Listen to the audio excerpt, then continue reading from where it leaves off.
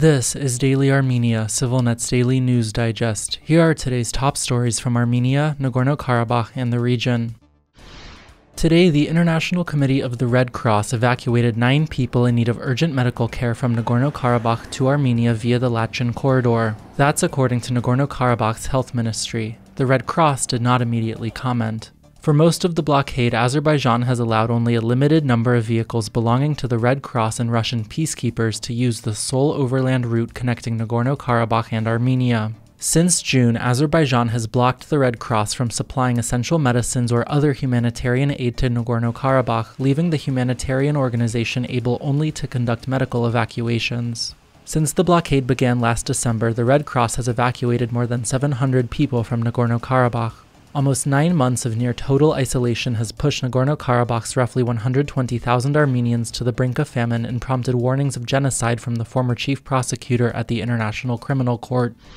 Russia has confirmed the appointment of a new leader for its peacekeeping forces in Nagorno-Karabakh, days after Armenian media first reported the news. In their daily bulletin yesterday, the peacekeepers named their new commander as Major General Kirill Kulakov. He is the peacekeepers' 5th leader in just 3 years. Kulakov replaces Colonel General Alexander Lentsov, who had led the peacekeepers since April.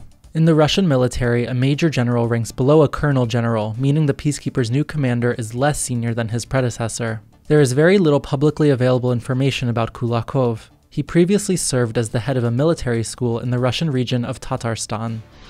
Kremlin spokesperson Dmitry Peskov insisted today that Russia cannot leave Armenia, days after Armenian Prime Minister Nikol Pashinyan slammed Russia for leaving the region and failing to uphold its security commitments in both Armenia and Nagorno-Karabakh. "We deeply respect Prime Minister Pashinyan, but we cannot agree with these formulations," Peskov told reporters, adding, "Russia is an absolutely integral part of this region and therefore it cannot go anywhere. Russia cannot leave Armenia." In an interview over the weekend, Pashinyan lashed Russia's peacekeepers in Nagorno-Karabakh and the Russian-led CSTO military alliance in unusually frank terms, calling Armenia's decision to rely solely on Russia for its security a strategic mistake.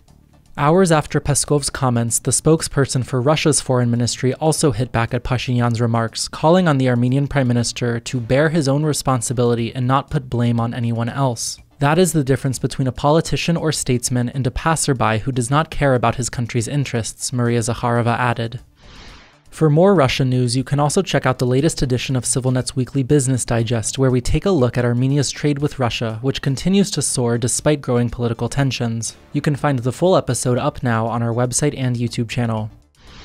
In other news, Yerevan is gearing up for this year's Color Run, which will see participants doused in colored powders as they compete to finish an 11-kilometer race through the city. The run is sponsored by Yerevan City Hall and Gold's Gym and will start at 9 in the morning on Sunday. If you're in Yerevan and want to take part, registration costs 8,000 drams.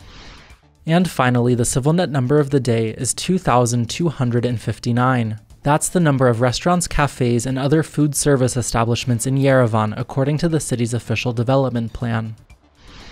And as always, please follow CivilNet for the latest news and independent reporting from our contributors on the ground in Armenia, Nagorno-Karabakh, and the region.